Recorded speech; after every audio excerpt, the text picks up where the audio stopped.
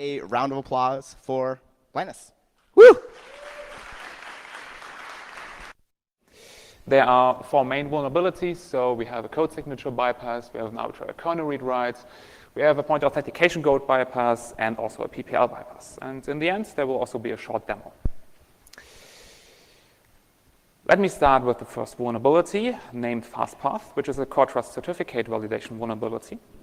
And this vulnerability is used to gain initial code execution on the device. Now, code signing, what is that on iOS? So on iOS, all executables that are run must be code signed. And this is enforced in the kernel by the Apple Mobile File Integrity kernel extension. There are 2 main types of code signatures that you need to know about. The first one is the ad hoc code signature, which just basically means that you have the code signature in the application, you have the correct format of the code signature, but there's no actual signer. It's just all the information contained in there that is required. And this is used for all the pre-installed applications. And essentially just the hash of that code signature blob in the file is known to the kernel. And if the kernel sees that hash, then it will automatically allow execution without doing any further checks. And the other type of signature are the CMS signatures. And this basically just means that in addition to containing the code signature blob, we also have a signature in there using a certificate. And importantly, a code signature can also contain entitlements, and entitlements is just a list of permissions that the application has. Now, how does code signature validation work? So if we assume that we are using a CMS signature, because, ad hoc signatures, we can just ignore them right now because, they are hard-coded, the list of signatures that are trusted, so let's ignore them. And how does the CMS signature validation work? So if Apple Mobile File Integrity notices that an application does not have an ad hoc signature but a CMS signature, then it will delegate the validation of the signature to Core Trust.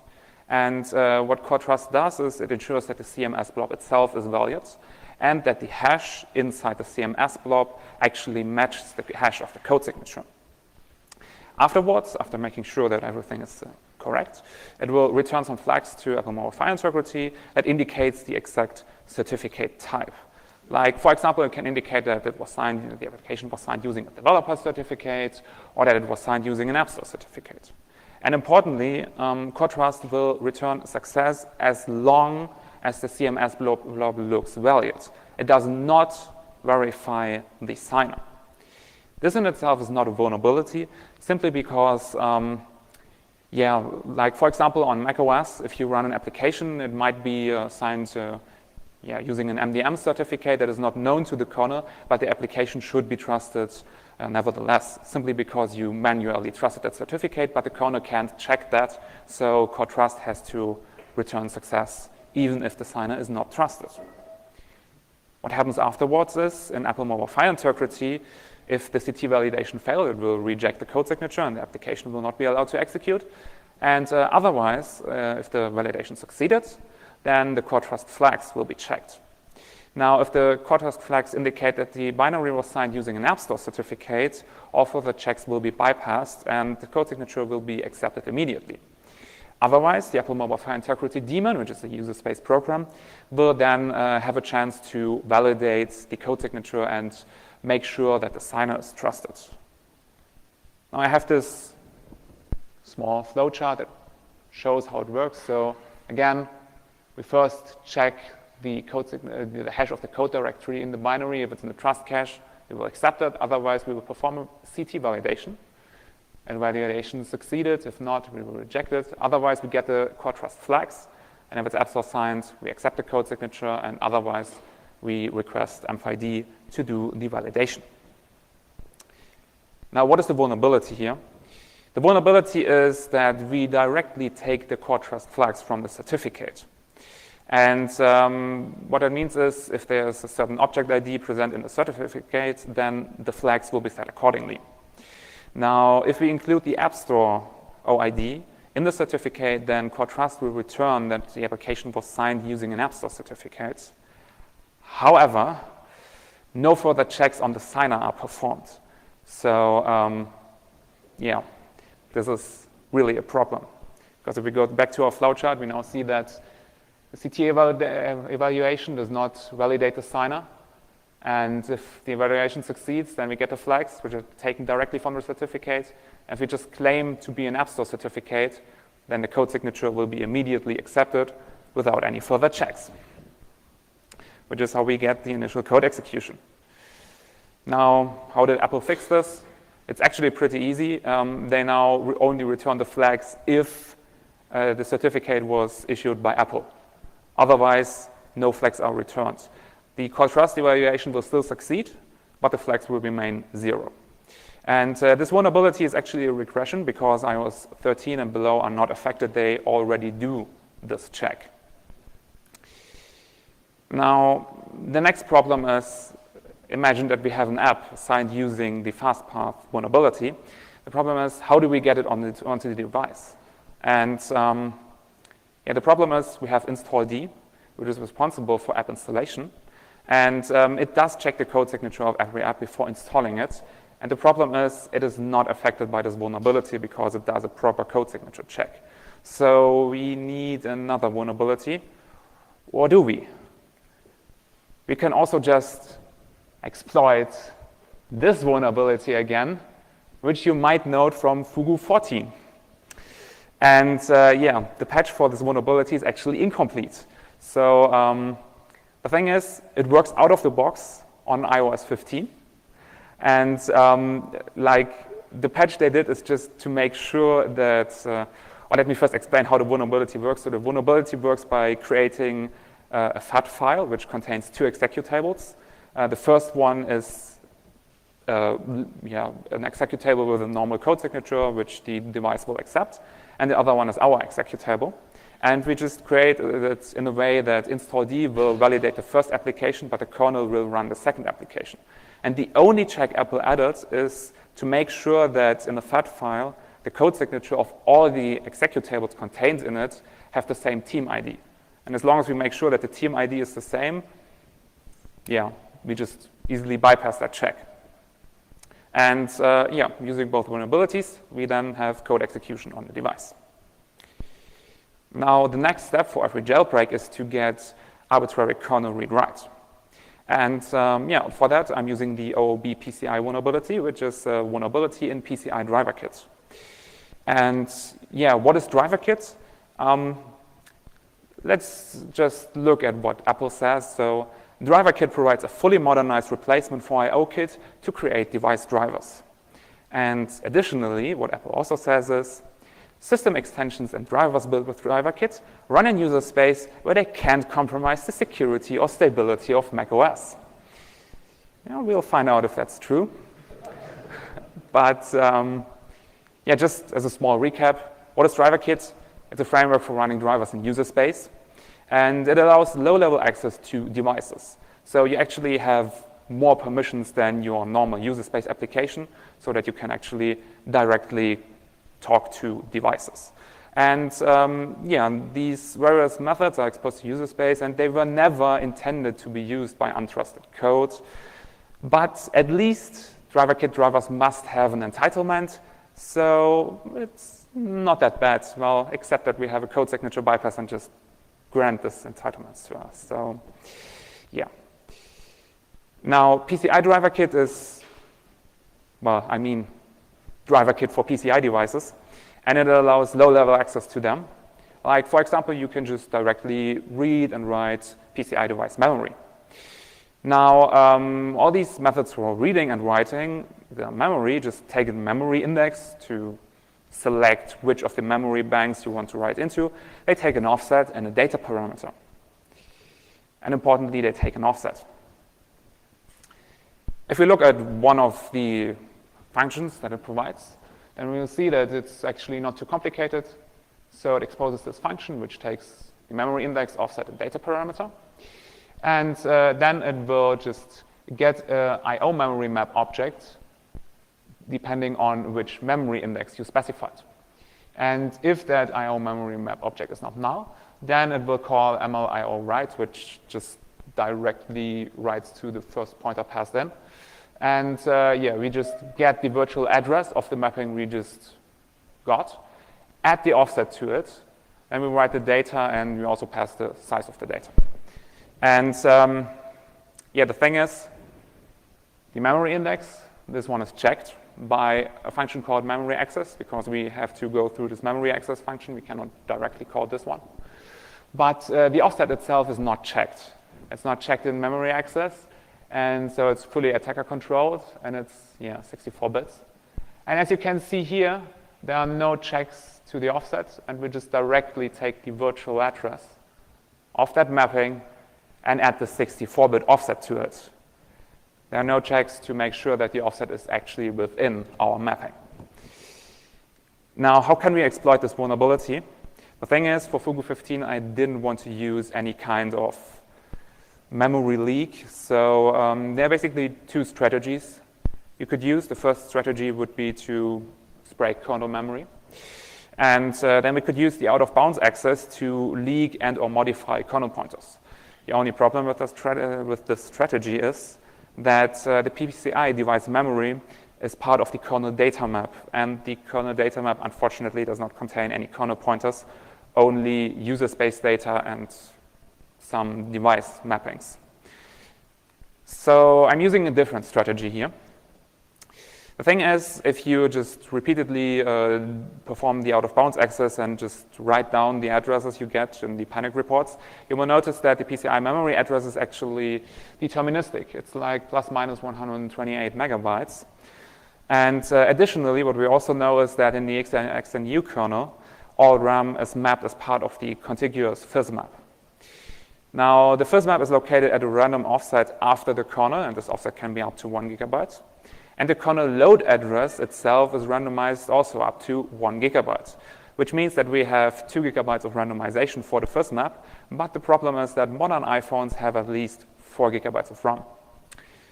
So if we look at the memory layout, and for example, if we have no randomization, we just have the kernel directly here at, for example, this address. Please do not just copy that address, it's probably not correct. Just an example. And we then have the fizz map directly afterwards.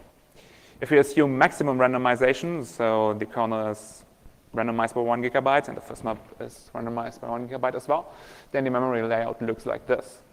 And if we compare both, like this, then we will see that right here, this part, there's an overlap.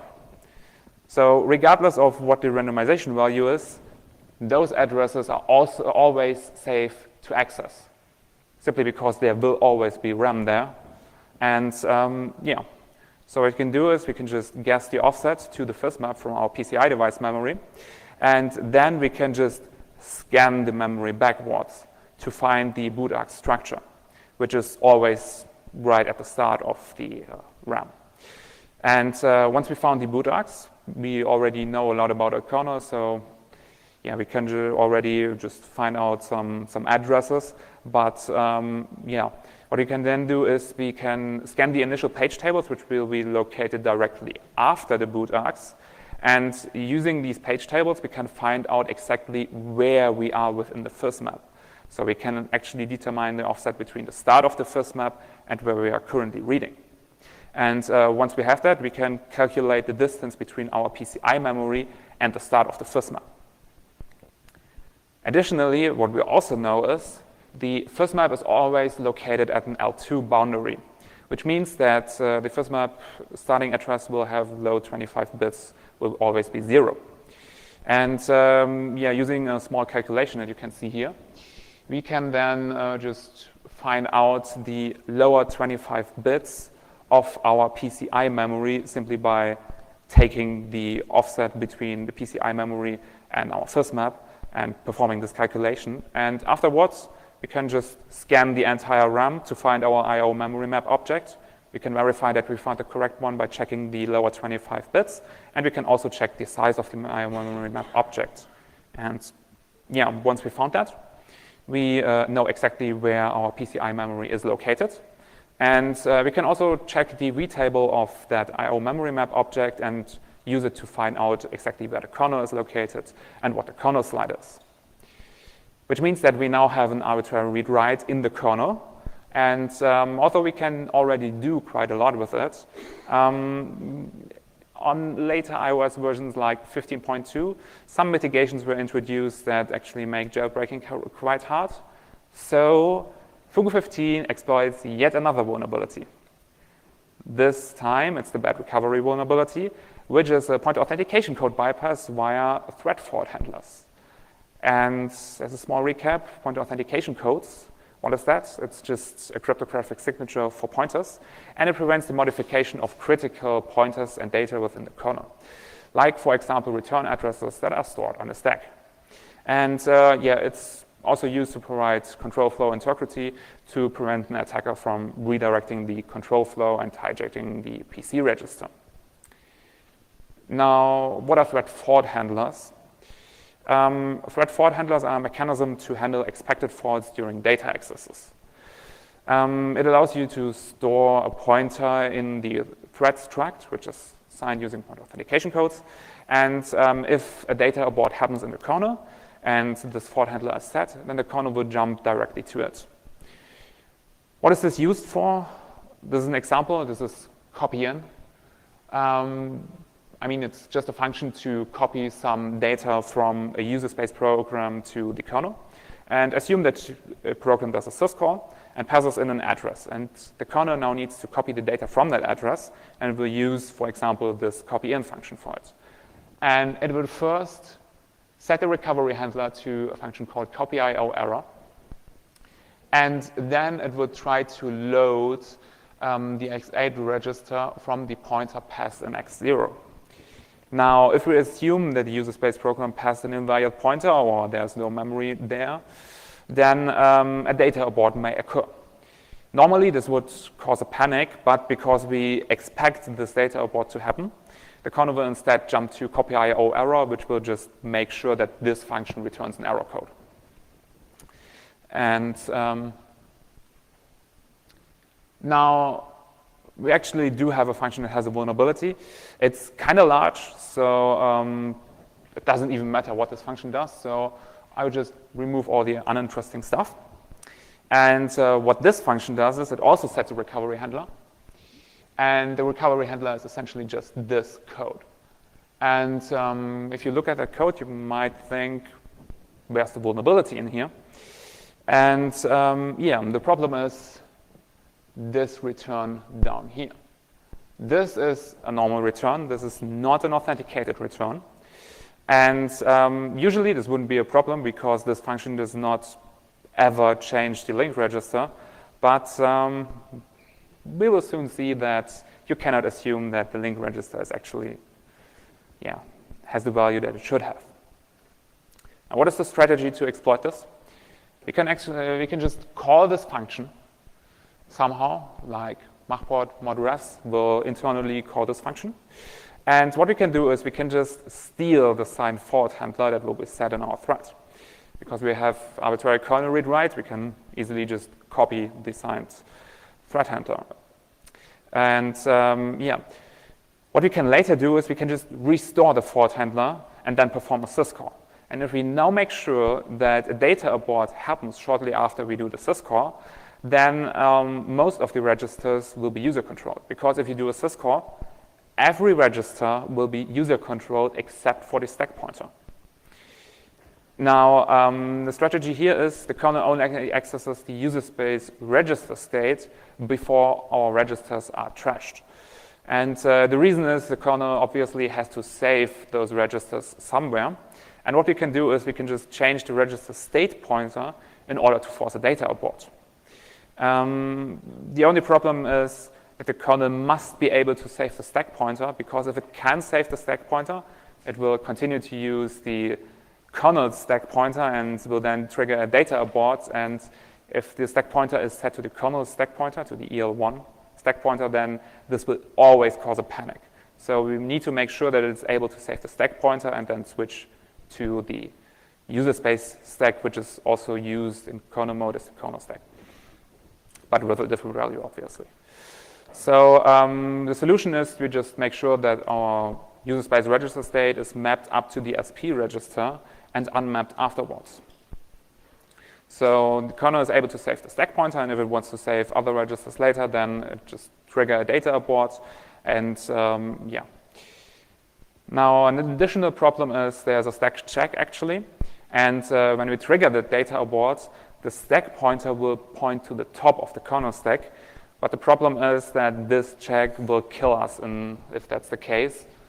I'm not entirely sure why.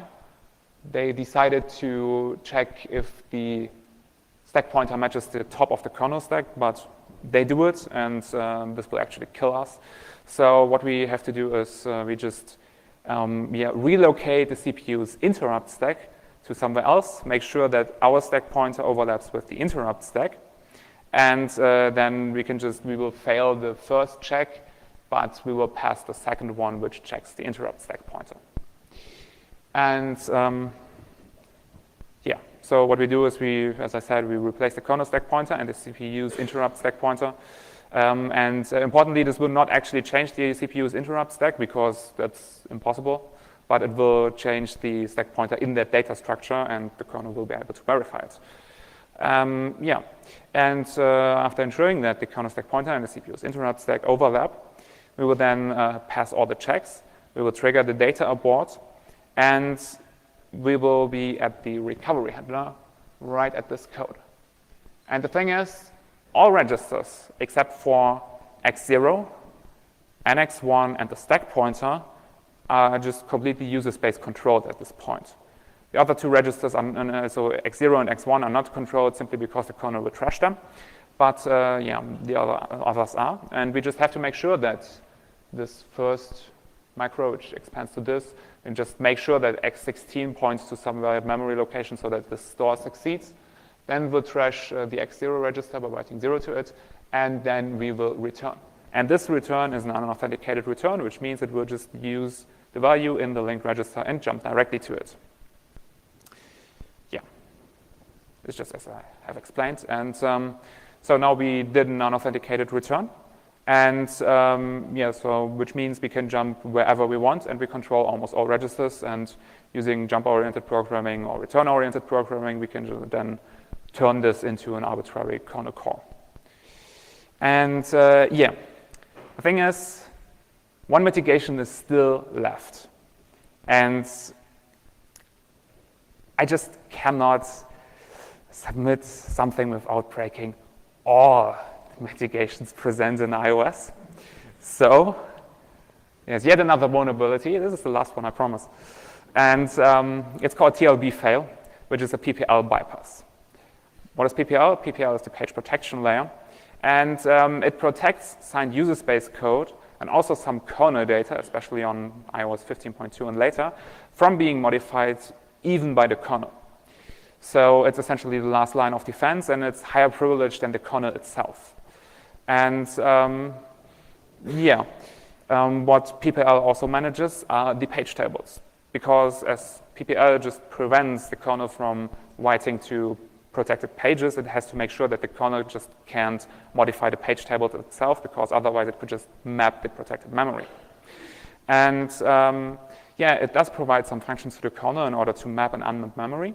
But whenever you pass a page that you want to map, then it will obviously perform some checks to make sure that you're not trying to map PPL protected memory.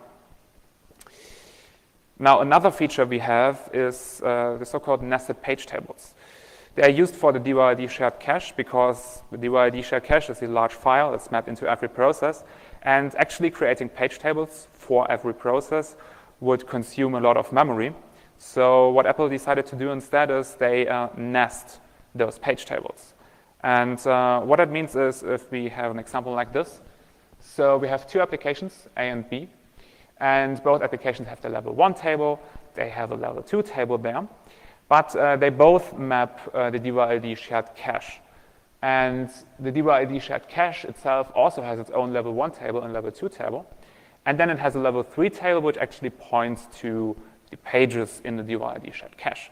And instead of applications A and B having their own level 3 table, they just share the same level 3 table, which then points to the page, which saves really a lot of memory. But the thing is, if you are having to do something to do with page tables, there's also a so-called translation look-aside buffer. A translation look-aside buffer is essentially just a cache for virtual to physical address translation. So if you access an address, the CPU will actually have to find out the corresponding physical address, and it will cache this translation. And whenever you change something in the page tables, you actually have to do a TLB flush, simply to make sure that the CPU does not use the cached entries anymore. And the thing is, these TLB entries may also have an address space ID. And the reason for that is if you have multiple applications that map data at the same address, then if you only change the page tables of one application, you also just want to flush the cache for that application and not for all the other applications. Now, the flashing is actually a bit complicated, but what this code essentially does is it checks if the page table you're operating on is a nested page table. If it is a nested page table, then what we have to do is we have to flush all entries regardless of the application address space ID present in that entry, simply because those entries are shared between multiple applications.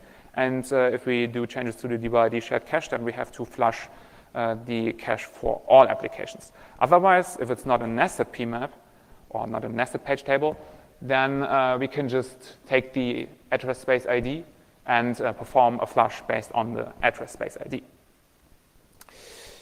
Now, the question now is, what would happen if we delete a nested entry through our applications page table instead of going through the DYLD shared cache page table? What would happen is, like, if we start like this, so we have two applications again, A and B, and we have the DYID shared cache here again. As you can see, the level 3 table is again mapped in DYID shared cache in both applications. And if we assume that both applications accessed this page X, then the translation look-aside buffer will contain two entries, one for the address space ID 1 and for address space ID 2, which corresponds to application A and application B. And we have both of these cached entries. And let's assume that we now delete the mapping to page X, not through the DYID shared cache, but through application B. What will happen is the code responsible for flushing the TLB will notice that we specified an application page table and will just flush the entry for application B, although it should have also flushed the entry for application A, which means that application A can, through the translation look-aside buffer, still access page X, but this page X now has a ref count of 0 and can be freely reused. And what we can do now is we can just tell PPL that this page X is now owned by PPL, and because the PPL just can't take arbitrary memory, so the kernel actually has to grant memory to the PPL. And after doing that, we can then still access this page X through the stale TLB entry. And so we just mark this page as being PPL owned, and we can still access it through the translation look-aside buffer. And we can force the PPL to actually reuse page X as a level 3 page table. Now our application A has this additional level 3 page table, but it can also directly write to the page table simply because it's still in the TLB. And what we just do is we create another entry in table 3, which maps our page X. And afterwards we just ignore. It doesn't matter if in the translation look-aside buffer if that entry is flushed at some point, because we now just created an entry that points to our level 3 table, and we can just directly write to our level 3 table now, and PPL is completely bypassed since we can just map arbitrary PPL protected memory. And so this is essentially all of the vulnerabilities in Fugu15. And the thing is, I know you want to see a demo now. And This will be partially a live demo, partially not, simply because I can't show the first part. It just takes way too long because, yeah, the Wi-Fi in here is not great. So, yeah, what you will also see here is how you get the Fugu15 app onto the device. So if I start this, what you can see here is I open Safari, and I go to my website, which has this nice tab here to install Fugu15 button. And just tap on it, and you will see jailbreakme.pnauten.de would like to install totally legit developer app. And yeah, I mean, what everyone would do now is just tap on install. And if we do that and go back to the home screen, then yeah, it will just start downloading. And this unfortunately takes quite a while because of the slow Wi-Fi. So if we fast forward a bit, then it's installed. And what you can see here is you don't see the Fugu15 app, but instead you see the Apple developer app. And the reason for that is I need a validly signed app in order to get Fugu15 onto the device, but I can use the install-D vulnerability to inject Fugu15 into that signed app. And if we open that, you will see Fugu install, which just installs the Fugu15 app onto the device and automatically opens it. Then you will be asked to, if you want to remove the developer app because it's not needed anymore.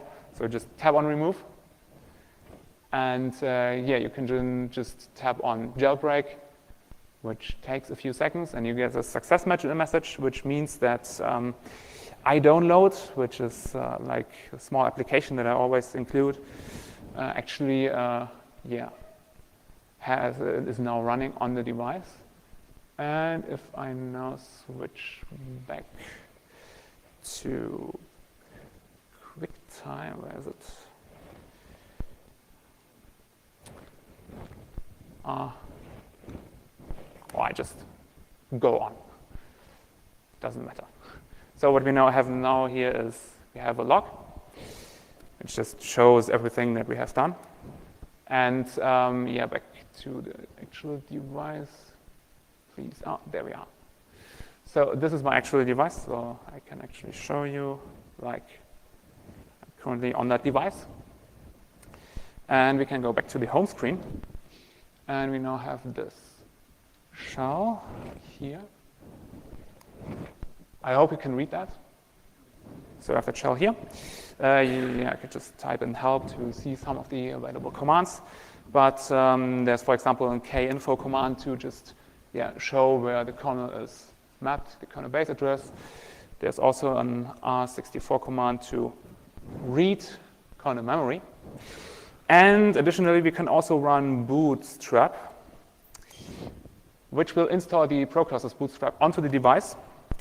And if I now run UI cache -R to respring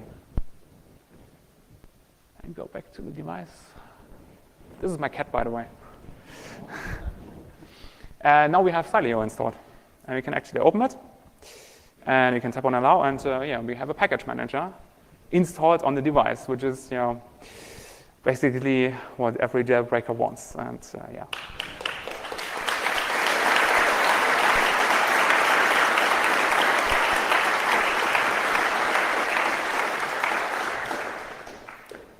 All right, so yeah, you can't install anything right now simply because rootless, and yeah, rootless is not really supported at this point.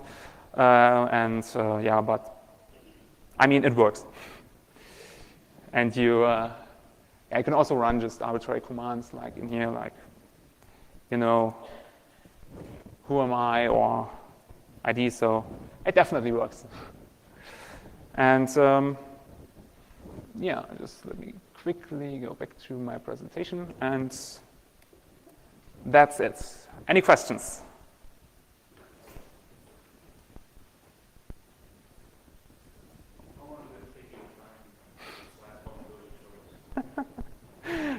Yeah, so it took me like a couple of months for the initial vulnerabilities like the fastpath vulnerability and the OB PCI vulnerability For the other two vulnerabilities, yeah, to be honest, it took me like 2 weeks to find and exploit them because point authentication code and PPL bypasses are not that hard to find, to be honest.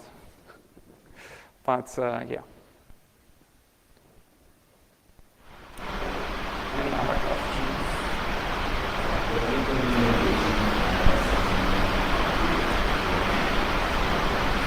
I know that in iOS 16 there was added some new memory randomization stuff, and the PCI memory base address is just randomized more.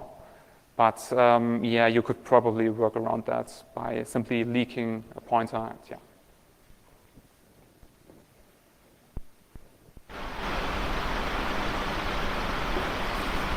Okay, any more questions?